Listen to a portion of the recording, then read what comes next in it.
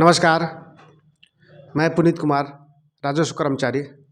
आज एक महत्वपूर्ण टॉपिक पर आपके सामने बात करना चाहता हूं और वह टॉपिक है दाखिल खारिज। दाखिल खारिज नाम से ही आप समझ गए हैं, किसी रैयत के नाम जमाबंदी से हटाकर और दूसरे रैयत के नाम पर दर्ज करना ही दाखिल खारिज कहलाता है। यानी आप जब ज़मीन खरीदते हैं तो उस खरीदार के नाम से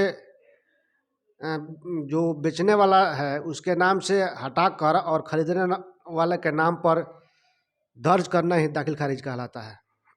दाखिल खारिज अधिनियम 2011 में बना हुआ था, नियमावली 2012 में। जब आप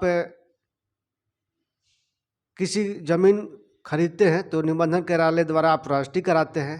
रजिस्ट्री के पश्चात आपको दाखिल खारिज कराना होता है, अपने नाम से रसीद निर्गत होता है। तो एक दाखिल खारिज का प्रोसेस आपको शॉर्टकट में बता देते हैं। जब आप निबंधन कार्यालय द्वारा रजिस्ट्री कर लेते हैं तो एक आप अपना केवाला को कहीं भी साइबर कैफ में अप्लाई करते हैं। जब अप्लाई करते हैं तो साइबर कैफ अप्लाई कर देता है आपका केवाला के, तो ऑपरेटर लोग जिस अंचल में है उस अंचल के ऑपरेटर लॉगिन पर सबसे पहले आपका केवाला जाता है, जहां आप PDF में अपलोड रहता है। ऑपरेटर के बाद वह CO लॉगिन में ऑपरेटर भेज देते हैं। CO लॉगिन 2 हेयरिंग करता है कि आपके कुछ डॉक्यूमेंट्स में कमी नहीं है या अन्य प्रकार का अगर कोई समस्या हो तो वहाँ अपलोड करने के भी सुविधा है। 2 हेयरिंग में CO फिर KC लॉगिन में भेजता है। अब यहाँ से आपका दाखिल खारिज का प्रक्रिया शुरू होता है। कर्मचारी प्रपत्र 13 के अनुसार अपना रिपोर्ट CI को सौंपता है या RO राजस्व अधिकारी को सौंपते हैं। इसमें कर्मचारी ये देखते हैं कि जिसके नाम से जो बेचा है उसका जमाबंदी कायम है कि ना कायम है, किसकी कौन बेचा है, जमाबंदी रैयत कौन है, यह सभी प्रकार से वहाँ वेरिफिकेशन किया जाता है। तद अनुसार प्रपत्र 13 के अनुसार विहित प्रपत्र 13 में पूरा डिटेल्स कर वह फॉरवर्डिंग RO पर होता है। फिर RO उस केवाला को देखते हैं कि क्या उसमें दिक्कत है।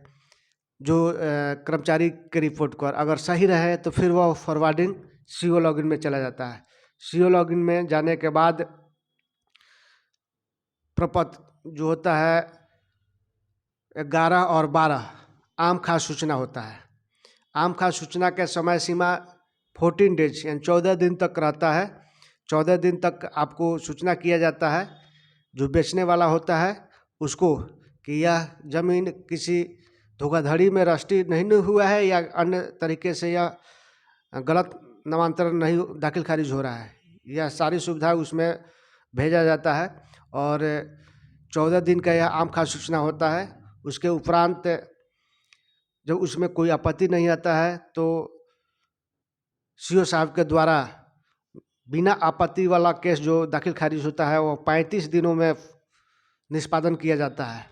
और मान लीजिए किसी तरह का उसमें आपत्ति आ गया तो CO साहब का यह अधिकार है कि आपत्ति के विरुद्ध उनका सुनवाई करना, दोनों पक्ष को बुलाना, आपत्तिकर्ता प्रतिवादी और वादी दोनों को बुलाकर और उसके समक्ष सुनवाई करना कि किस स्थिति में आप आपत्ति लगाए हैं, आपत्तिकर्ता का पक्ष मजबूत है या नहीं।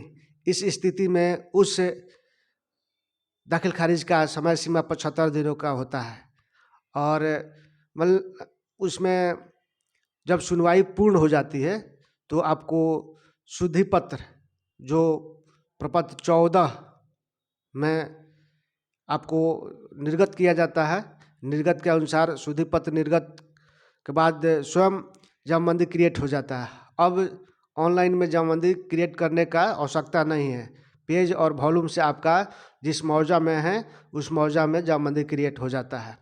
तो इन्हीं सब बातों पर आज चर्चा किए हैं, बहुत शॉर्टकट में चर्चा की है। अगर किसी रैयत को या किसी अन्य लोगों को दिक्कत हो तो कमेंट में इस वीडियो के माध्यम से अन्य जानकारी प्राप्त करें।